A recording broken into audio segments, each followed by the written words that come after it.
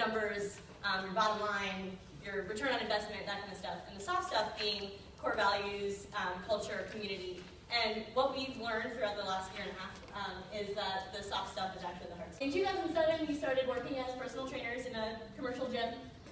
Worked grueling hours, had to hustle. Everybody's done it. Everyone kind of needs to earn their right at that point. At this time, we also began attending Perform Better summits, seeking out mentors in the industry. And the more we learned and the more we went to these summits, the more frustrated we were getting with where we were at, with the type of gym that we were at. They just didn't really care about results, and so we knew we needed some sort of change. So in 2010, we transitioned to a private training studio. So we started doing one-on-one training sessions. Same thing, same grueling hours, as you guys all know, 5 to 9, that sort of thing. It was easier to sell personal training, but it was also more difficult to see results because they had less access to us because it was so expensive. We were also really frustrated with the lack of systems and also just the lack of appreciation from the owners themselves. So March of 2012, we felt like we hit a ceiling where we were at. So we weren't sure exactly how to take the next step. So we had been reading Alan and Rachel's books and stuff for years. Heard about RFU through Perform Better summits, Precision Nutrition Affiliation. Basically, we were hit over the head 7 to 10 times. And so, as two 24-year-olds without an existing business, we just decided to make a huge financial investment and travel across the U.S. to a 3-day mentorship. We immediately got FBF'd by the Results staff and signed up for You're in the Coaching Group. So another huge investment, but obviously extremely worth it. So November 2012, we had our soft opening. So we opened up with 25 members from our previous clientele base. This is a part of our build-up process right here. Most important decision, which blew, but I'm awesome. Very important. Admiring your work, installing the turf. That was the finished product. Yep. So in January 2013, that's when we had our grand opening. So after 2 coaching calls with Rachel, we were able to sign up 17 new members with her tactics, basically. Had a little presentation, little party. Sorry. And so then that brings us to today. So far what we've done is we've hired an admin and membership consultant and our first trainer. This is our Christmas card. We had a lot of fun. Holiday card. We were voted best gym and best trainers in our area, in our local magazine. This is the article from it.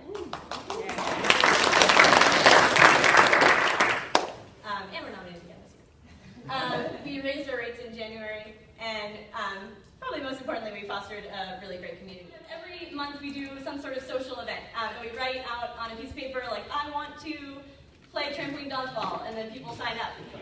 That's actually on there. So we just want people to get outside and together and do stuff. And sometimes it's inside the gym. So this was couples competition. We said, let's figure out who the fittest couple at Achieve is, and had a big competition and gave out medals. We had Battle of the Sexes, men of Achieve versus women of Achieve. That's our admin guy in the middle, by the way, looking creepy. Bowling, we went to the local bowling alley. We've done trampoline dodgeball, that's been a favorite. We've done laser tag, that we got a big group for laser tag. We have 2 flag football teams in a social Boston sports league. We cheer each other on. We've done a bunch of charity Metcons. They grow every time we do them. I'll go through these really quickly. We have a triathlon team. We did this last year. This year we have 30 people, I think, doing the triathlon. We did a fitathlon, which was like an obstacle course challenge. And then this is actually something I mentioned in the beginning. This was the Achieve Quest. So this is our scavenger hunt all around Somerville. This was awesome and something I hope everybody else does too because it was so much fun. So we had 11 groups of 5, all in those t-shirts. You can see them here. Those are all the teams. They were mostly Achieve members, but we encouraged them to bring their friends if they wanted their friends on their team. We came up with 150 clues all around Somerville, trying to focus on other local businesses who we could potentially have some sort of partnership with in the future. These are 2 quick videos. Let's see if they play.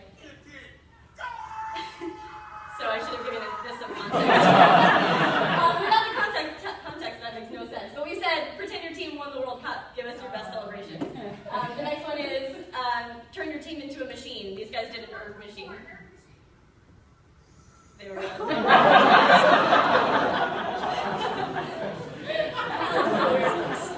but it was just something that adults don't do this stuff. Like this isn't. But everybody had so much fun. It's not anything that you can find anywhere else. And it was a huge bonding experience. Not only was it a huge marketing thing for us to do, people running around in our shirts all over Somerville, but it was a huge community builder. Everybody had so much fun. The next 2 weeks, nobody could stop talking about it. We've built a community of raving fans. We've changed the way fitness is done in our area. Nobody else in our area does fitness like we do. We foster an environment where our achievers, is what we call them, become friends inside and outside of the gym. So in conclusion,